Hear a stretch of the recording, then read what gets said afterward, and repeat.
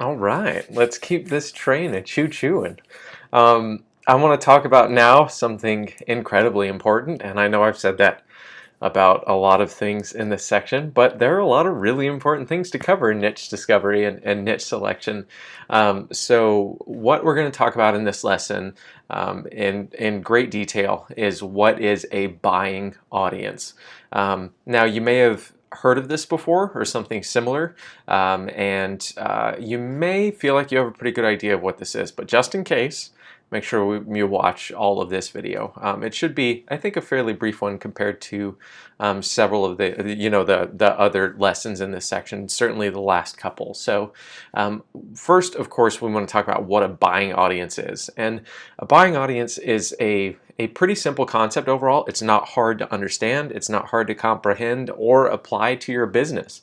But it is absolutely detrimental if you do not catch it and you don't think about it. I mean, you could not think about it and get lucky at the niche selection stage. Happens all the time, which is awesome, right? But I want to really put a spotlight on it and make sure that you do not miss this, because it really can be detrimental if you don't catch this when you're picking your niche. So a buying audience, the concept of a buying audience is basically the people that are reading your articles, coming to your website. Are they likely to make a purchase to answer the questions they have or the pain points that they're facing? So if someone comes to your website and they read your article where you're addressing one of their pain points or you're answering a question that they have, are they likely to make a purchase to help answer or to help solve that pain point? So we'll talk about what this means, more in depth in the rest of this video. But at its core, this is what this is. And I can't emphasize how important it is that you kind of grab a hold of this and you really keep it in mind anytime you're picking a niche, because you can get traffic to a site. That this is where, I've said over and over again, if you get traffic to a site, you can turn that traffic into money, and you can turn that money into more money. This is the exception. I've talked about how there are exceptions. If you're not dealing with a buying audience, that is the exception. Okay, so let's talk a little bit more. Let's dig into what this all means and how to make sure you avoid this kind of pitfall in niche selection. So I know it may come off a little bit harsh, but freeloaders in this industry are, again, just detrimental. They will suck you dry, and you'll see your analytics numbers, your number of visitors going up and up and up, but your income would not increase with that if you're dealing with a freeloading audience. So there are a ton of niches out there where people will almost never make a purchase based on your content. I see people that say, oh, I want to start a song lyric website, or I want to start a website with a bunch of quotes, or daily blurbs, daily inspiration. I want to start a recipe site. All of these things are niches where people are looking to gorge on free information and then leave. And if you think about this, from your own perspective, when you're browsing the web, when you were looking for these things, you were not in a mindset where you would make a purchase to satisfy, what are those song lyrics? Oh, I'm going to buy the music sheet. It just doesn't work that way, right? Again, if you think about where you are at, when you were if you were looking up song lyrics or motivational quotes or motivational images or recipes, all of them are on an even keel, level playing field. Those are all the exact same kind of site we want to avoid, because again, they just attract a bunch of freeloaders.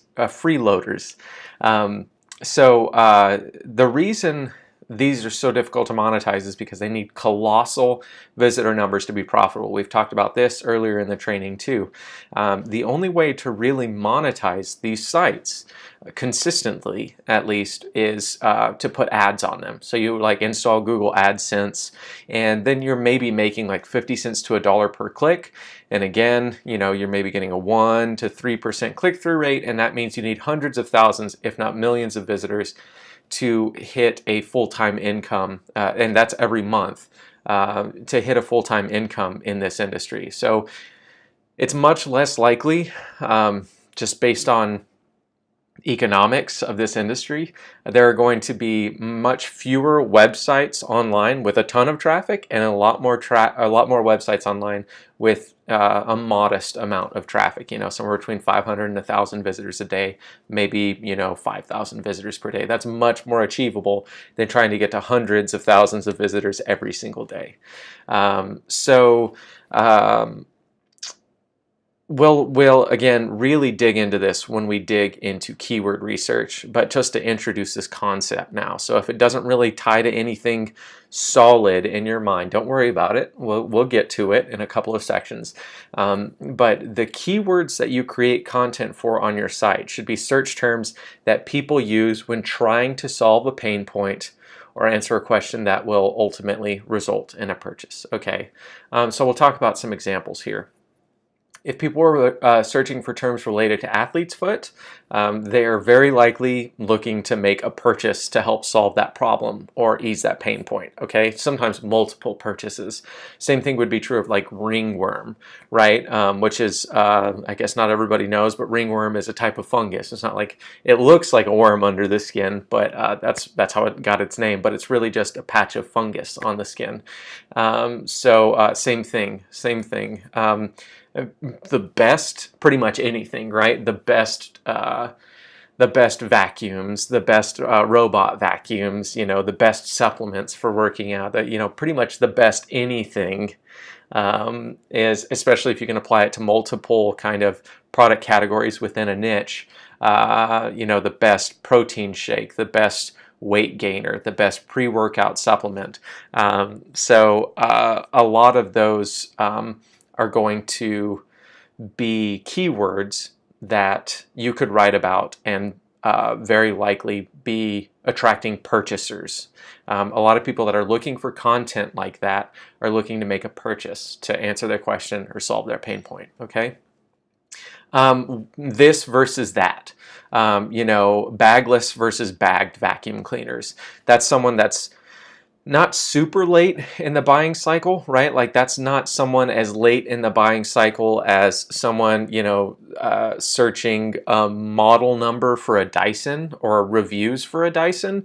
So, the keywords change as someone goes through the buying cycle. So at a really high level, they may be searching like, vacuum cleaners or vacuum cleaner comparisons. And the deeper in the buying cycle that you catch them, the more purchase intent that they have, and the more likely they are to convert to a commission through your site if you give them really good content.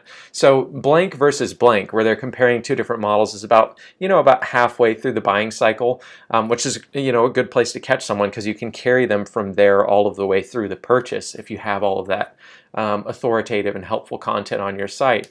But another example, getting even deeper in the buying cycle, like I said, would be looking up a certain model number or looking up a model number plus the words review. That means someone is probably getting really close. They've kind of pinpointed that product and they've said, I really want to buy this. I just want to double check some things, okay?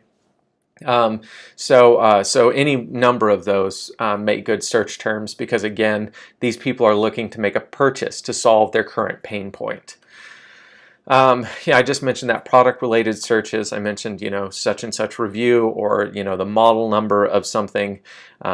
Pretty much anything that's related to a product is probably someone that is looking to make a purchase or do research, but, they're just double-checking some things before they make that purchase. Most problems are good search terms to pick, and most of them are going to be looking, just generally speaking, if someone's facing a problem, they are probably looking to make a purchase to answer their question that they're facing with that problem, or just flat out solve their pain point that is that problem. So particularly private problems, the more private the better, because it's less likely that they're going to talk to their peers about it, post about it on social media, even seek medical help.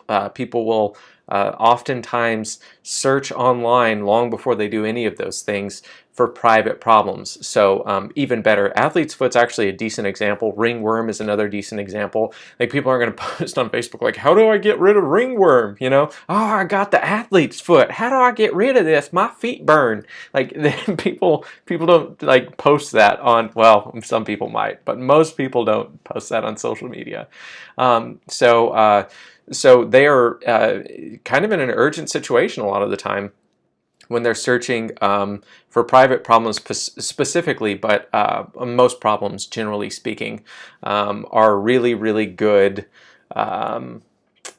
keywords to pick. And again, we'll get really in-depth with keyword research, but I want you to keep all of this in mind, because this is what ties kind of your niche to a buying audience, is the keywords they're using in between. And if you pick the wrong keywords, and again, we'll talk about this a lot when we start talking about keywords, if you pick the wrong keywords, you could get a lot of traffic and not make a whole lot of money. So that's why we're, digging into this so deeply. So any hard to solve problem is a really good kind of search term to choose as well. And any emotionally charged question or problem, something dealing with relationships, something dealing with their dog or their beloved pet being in pain or facing issues or facing something complex and difficult, all of those are really, really good. So just kind of tuck that away. You don't need to memorize this list right now. I will probably reference it again when we get into the keywords training and picking good keywords, but I just want to talk to you right now about all of these are, generally speaking, good terms for talking to a buying audience. And the more you talk to buying audiences, the more money you're likely to make. So I just think it's impossible to teach this part well without talking about keywords, even though keywords are a little bit further down the road. So the other thing to realize is it's not just the final solution. If someone is, and what I mean by that is, you don't just have to make money, or write articles about the very last step, the end result. Like, if someone is looking to renovate a house, that doesn't mean that you have to sell them contractor services to solve their problem, right? It's important that you realize that, because there are a lot of opportunities in between where they are and their final solution that you could write content on and potentially make money on, make affiliate commissions on. So you can solve several of their problems with tools and, kind of ingenious workarounds, kind of like, if they're looking to renovate something, you may be able to point them to a DIY solution, or walk them through a do-it-yourself solution that would mitigate and completely solve their problem. And maybe you recommend some supplies on the way, or something else. But this could also, someone looking to renovate their kitchen, that could be broken up into several different articles. Someone looking for the differences between certain types of cabinets, the differences between certain types of what's that word? Countertops. Sorry, I had a brain fart. Countertops. Just the differences between so many different things, appliances, stainless steel appliances versus black appliances versus white appliances. There's all kinds of content that you can create along the way there. So you're talking about more and more content, again, to fill out your website, position you as authority, and have kind of more shelf space with Google, so to speak, where you have more articles out there, and the more articles you have out there, every piece of content you publish, you kind of increase your chances of getting that, getting more rankings, more and more rankings. So the other thing to kind of tie this all together and simplify it is any complex purchase decision, generally speaking, with high-priced products is a pretty safe target. Okay, so if you think about like someone looking for air purifiers or someone looking at electric toothbrushes, I know that one personally because a few years ago I was in the market for electric toothbrushes and found a really helpful site that compared them all side by side and talked about the pros and cons and talked about the features you needed and the features you didn't need and this brand versus that brand. That's excellent, because some of those toothbrushes get up into like $300 each. So So yeah, anything where people are going to have a lot of questions along the way, and you can write about all of those questions and really help them solve their pain, help them answer their questions, are going to be really, really, really good niches. The more of those kind of keywords that add up, kind of the better that niche could be in the long run. So one final note about buying audiences is review-based sites can be really great, really, really great, because again, someone that's looking for reviews is typically fairly late stage in the process. They're probably pretty close to a purchase. But the other thing to note about review sites is if, like, say, I see people go all the time into like cell phone reviews or computer reviews, and unless you can buy the product yourself and like shoot video footage and take your own pictures and experience it all firsthand, it can be very, very difficult to find a way to add more value than your competition when the only thing you can do to produce an article is read what your competition is saying and then write about it, right? So one of the I shouldn't say one of the big advantages, but one of the unique approaches to any tech industry, any tech niche, is if you can afford to buy all of the different cell phones, right? Or if you can come up with a clever way to get your hands on them without buying them, you have a big advantage because there's kind of a high barrier of entry to that niche. So many people, if you could just shoot video footage of all these different things, how many people can do that? Major journalistic outlets can do that. And really established reviewers can, but not a whole lot of people can afford to get their hands on all that stuff. So even though it could be really expensive, at least I know in the United States, if you're blogging about it, again, okay, so real quick disclaimer, I am not an accountant or a CPA, but I work closely with mine with stuff like this, and you should work closely with yours if you're doing something like this. But all of that would be tax deductible. I ran a niche site about virtual reality. I still have a niche site about virtual reality. And, I bought all the different headsets as they were coming out, reviewed all of them in depth, did a lot of videos for them, ran a YouTube channel for it, and saw some really decent traction really early on because it was new and there weren't many people out there buying all of the technology themselves. So just keep that in mind. Remember that your success depends largely on your value offering, and if you can't get your hands on these products and get first-hand experience and perspective, it could be very difficult to add extra value. So just keep that in mind if those are niches you're considering. It's not an impossible challenge to overcome, it's just difficult, and it's probably better to work with a simpler niche early on, okay? Or just work in a niche where you can afford to buy all the products. So that's another, kind of little asterisk. I've spent a lot of time talking about technology, which is typically really expensive, but that's not necessarily true for every niche you would create a review-based site on. So just keep that in mind.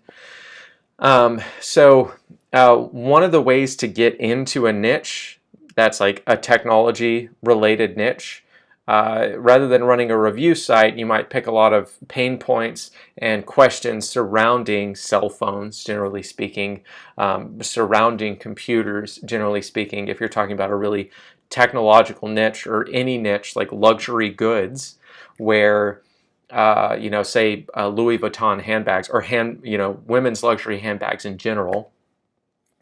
If you were you're trying to go into that niche and you couldn't afford to buy all the products, you could absolutely write content helping people, calling their attention to the most important things as they're going through the buying cycle themselves, and then you can still monetize that content really well.